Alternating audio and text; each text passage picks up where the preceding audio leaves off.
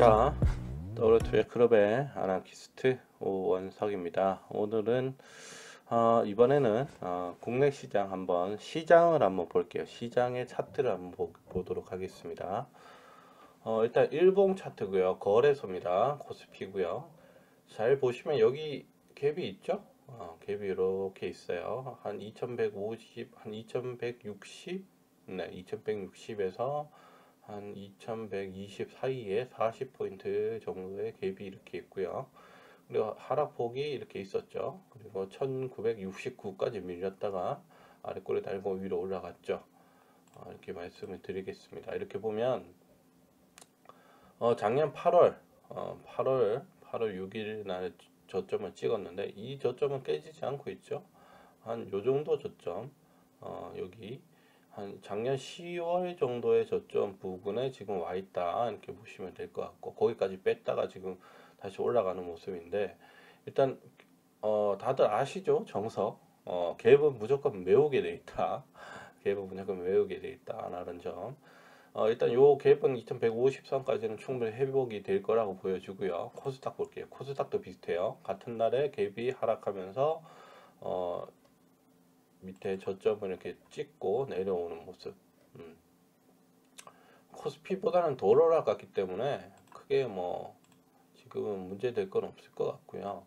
사실 이 쌍봉인데, 이게 쌍봉이라고 보기엔 좀 그래요. 박스권이거든요. 네, 박스권이잖아요. 이렇게 보시면 쭉 박스권. 작년 9월, 10월부터 쭉 박스권. 뭐 8월, 뭐 7월까지 쳐도 박스권의 상단이기 때문에 상단 맞고 내려왔다고 얘기해도 솔직히 할 말은 없습니다. 코로나가 촉진제가 된 게 맞고, 일단 이때도 코로나가 한번 터졌죠. 그래서 개파락으로 떨어져서 이렇게 내려왔다가 다시금 우상향해서 올라갔죠. 이건 미국장도 똑같은 모습으로 올라갔어요. 중국장도 똑같은 모습으로 올라갔어요. 근데 미국장이 그러고 나서는 견디지 못하고 내려왔죠.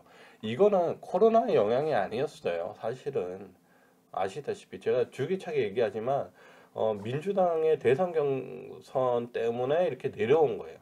네. 물론 코로나도 일부의 영향이 있을 겁니다. 경제적 파장이 있기 때문에 선제적으로 미국 FED에서 패드에서 그거를 0.5%, 0.5포인트나 내렸죠. 금리를. 대단히 많이 내리는 거죠. 원래 0.25씩 이렇게 내리는데 미리 선제적으로 방어를 한 거고요. 그건 물론 코로나를 염려해서 그런 거라고 봐야 되겠죠. 코로나를 염려해서 봐야 되겠죠. 하지만 그때 그렇게 발표를 했는데도 주가는 빠졌어요. 대단히 많이, 4% 정도. 미국 증시가 왜 빠졌겠어요? 이거는 그거와 관계없이 미국 증시는 코로나는 이때 이미 반영이 됐다고 봐야 돼요. 이때 이미 반영이 됐다고 봐야 되고, 지금 이때 빠지는 거는 미국 경선, 민주당 경선에 샌더슨 극좌인 그분이 생각지도 못하게 1등을 하는 경우가 많이 생겼어요. 많이 생겨서 그 당시에는 그분이 대통령 후보가 될 확률이 50%가 넘어갔었어요. 하지만 지난주 화요일, 슈퍼 화요일로 불렸죠. 그때 존 바이든이 원래 존 바이든이 대세라고 생각을 했었는데, 존 바이든이 그 전에는 약세를 보이다가 슈퍼 화요일 막 여러 군데에서 경선이 많이 이루어졌는데, 거기서 존 바이든이 확실하게 꺾어주면서 다시금 이제 좀 존 바이든 쪽이 가능성이 높아졌다, 이렇게 보는 거죠. 그렇기 때문에 일단은 미국 경선, 미국 대선 경선이 가장 중요한 포인트가 되는 건 맞아요. 맞고, 지금 떨어지는 거는 코로나 영향이 어느 정도 있을 거라고 봐요. 왜냐하면 미국에서 코로나가 지금 확진되는 사례가 조금씩 늘고 있어요. 그리고 미국의 의료보험 체계가 너무 비싸. 코로나를 진단하기는 너무 비싸고 좀 그래요. 그래서 일본도 비슷하죠. 일본은 우리나라보다 조금 더 비싸긴 하지만 미국보다는 싸요. 근데 일본은 지금 공개적으로 할 수 없는 게 올림픽이 걸려져 있기 때문에 그걸 못 하는 거죠. 진단을 막 엄청나게 많이 못 하고, 진단을 많이 해버리면 당연히 확진자가 많이 나올 수밖에 없죠. 검사를 많이 하면 개체수가 많은데, 우리나라는 뭐 거리낌 없잖아요. 일단 숨길 필요도 없고, 물론 이 다른 나라에서 입국 거부를 당하고 있긴 하지만 저는 뭐 잘하는 경우라고 생각해요. 숨기는 것보다는 빨리 알려서 빨리 지나가게 만드는 게 낫다고 보여지고요. 물론 정부의 대처가 늦었다고 하는 거는 맞는 것 같아요. 왜냐하면 일단 세 번의 전염병을 다 지금 거쳤는데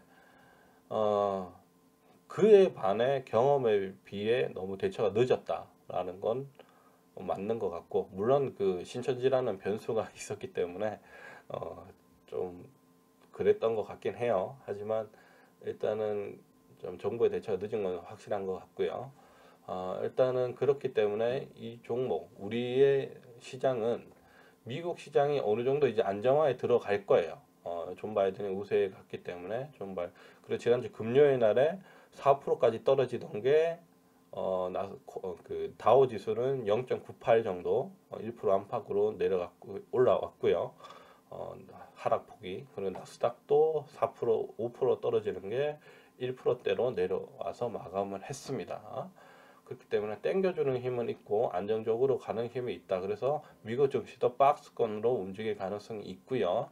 그리고 나서 민주당의 대선 후보가 결정이 나면, 물론 존 바이든으로 결정이 나면 어느 정도 이제 상승으로 올라갈 가능성이 높다, 이렇게 말씀을 드릴게요.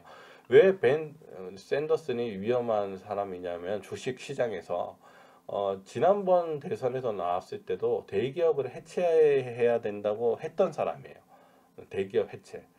그래서 그때 나왔던 보고서가 뭐 이거는 썰인데 확실한 건 아니에요. 뭐 그 사람이 대통령이 되면 미국 시장이 20%에서 30% 정도는 하락할 것이다 라는 뭐 그런 이야기가 떠돌 정도로, 그 정도로 극좌에 있는 분이기 때문에 근데 그분이 민주당의 대선 후보가 돼도 민주당은 참 고민이에요. 왜냐하면 미국의 대부분의 유권자들은 중도 보수 성향이 강하기 때문에 트럼프랑 붙으면 트럼프가 이길 가능성이 높아요. 네, 높게 되죠.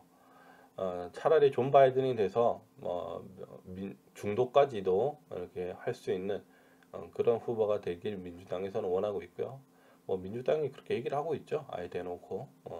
그렇기 때문에 제가 봐서는 어느 정도 이번 주는, 앞으로 다가올 주는 일단 행보장이 올라올 거고, 이렇게 갭을 메꾸는 660선 이상으로 올라가는 모습이 나와질 것 같고, 거기서도 2150선을 이제 다시 탈환하려는 움직임이 나올 것 같다, 이렇게 말씀을 드리겠습니다.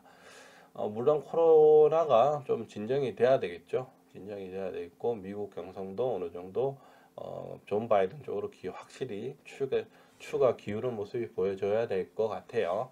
하지만 지금 일단 저점은 다 찍고 이제 올라오는 모습이기 때문에 어느 정도 그것도 다 감안이 된 주가에 녹아든 모습이다, 이렇게 보여지겠고요. 그리고 국내에 이제 뭐 그 있죠. 그 공매도 금지에 대한 청원이 굉장히 많아요. 물론 우리나라 국민은 개무시를 하겠지만, 하지만 지금 총선이 눈앞에 있기 때문에 뭐 할 수도 있습니다. 공매도 금지 할 수도 있기 때문에 조금 더 봐야 될 것 같고, 하여튼 뭐 이번 주는 좀 반등이 좀 나와주면서, 큰 반등보다는 그냥 소소한 반등이 나와주면서 이제 박스권을 만들어서 2150원 선까지 스며시 올라가는 모습이 나와줄 것 같다라는 모습 같다는 예상이 되고요. 코스닥도 마찬가지죠. 코스닥도 665선, 670선까지는 어느 정도 올라와 줄 것 같은 모습이 보여진다. 이렇게 말씀을 드리겠습니다. 그래요. 저는 W투자클럽의 아나키스트 오원석이었고요. 추천과 구독 부탁드릴게요.